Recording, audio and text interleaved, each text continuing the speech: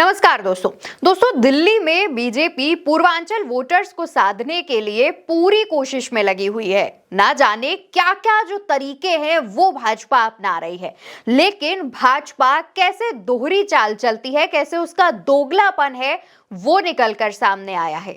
जहां पर खुद बीजेपी के राष्ट्रीय प्रवक्ता शहजाद पूनावाला ने एक ऑन एयर डिबेट में पूर्वांचल वोटर्स को गाली दी है, एक पर्टिकुलर सरनेम को लेकर के गाली दी है। और ये गाली, इस भाषा का, इस मतलब इतनी बुरी भाषा का इस्तेमाल किया है कि उसको हम आपको सुना तक नहीं सकते हैं। इस तरीके की भाषा का इस्तेमाल बीजेपी के राष्ट्रीय प्रवक्ता कर रहे हैं दोस्तों। और उन्होंने ये बयान आम आदमी पार्टी के विधायक ऋतुराज झा के विषय में दिया है। ऋतुराज झा को लेकर के उन्होंने कई बातें कही और साथ ही उनके सरनेम को गाली भी दी। और इसके बाद जब शहजाद पूनावाला की हर तरफ थू थू होने लगी, तब तक बीजेपी के ऑफिशियल अकाउंट की तरफ से या फिर बीजेपी का बड़ा नेता सामने नहीं आया। और जब दोस्तों शहजाद पूनावाला के बयान की थू थू होने लगी, तब बीजेपी सांसद मनोज तिवारी सामने आते हैं। उनका एक बयान सामने आता है जिसमें वो शहजाद पूनावाला से माफी मांगने की बात कहते हैं। शहजाद पूनावाला के मुंह से निकली बात को मैं निंदा करता हूं।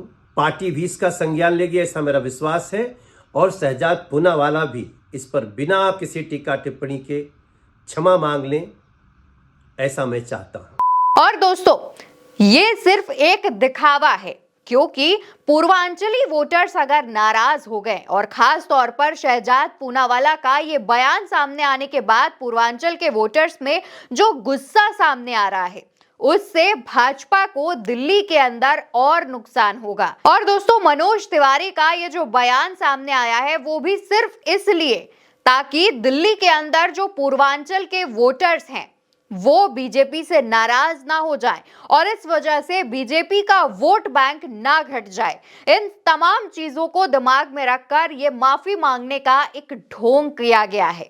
अभी तक शहजाद पूनावाला ने अपने इस बयान पर माफी नहीं मांगी है दोस्तों। और दोस्तों दोगलापन बीजेपी की सहयोगी पार्टियों का भी देखिए।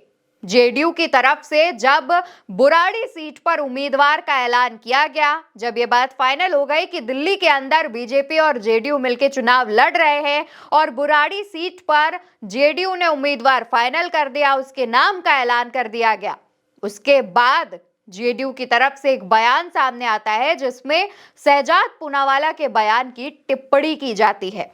दोस्तों प्रवक्ता हैं राजीव रंजन प्रसाद, इन्होंने कहा कि पूनावाला ने गलती की है, उनकी टिप्पणियों से पूर्वांचल के लोगों में गहरी नाराजगी है। जदयू उनकी टिप्पणियों के लिए पूनावाला के खिलाफ भाजपा नेतृत्व से कार्रवाई की मांग करती है। अब दोस्तों आपको ये लग रहा होगा कि मनोज तिवारी और साथ ही जेडीयू की तरफ से माफी मांगने की जो मांग है वो शहजाद पूनावाला से कर दी गई है, तो अब इसमें कोई बड़ी बात नहीं है। लेकिन यहाँ पर ध्यान ये दीजिए कि माफी मांगने की मांग किस लिए की गई है, क्योंकि दिल्ली के अंदर दोस्तों 28 से 30% पूर्वांचली वोटर्स रहते हैं, यानी कि इनका दिल्ली में अच्छा खासा प्रभाव है। 28 से 30% लोग कम नहीं होते हैं दोस्तों।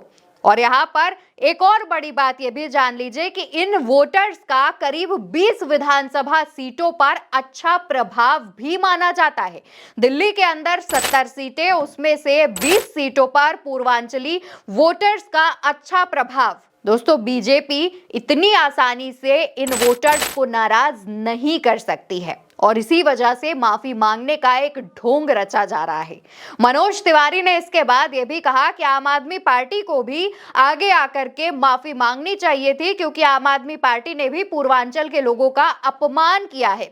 यहां तक कि दोस्तों आप अगर अपने प्रवक्ता की बात पर माफी मांगने आए हैं तो उसमें दूसरी पार्टी को घसीटने की कोई जरूरत नहीं है। लेकिन मनोज तिवारी का यह कहना है, मनोज तिवारी अपने बयान में पूरी इस तरीके से चीजें दिखा रहे हैं कि शहजाद पूनावाला की गलती सिर्फ थोड़ी सी है, बाकी पूरी गलती आम आदमी पार्टी की है।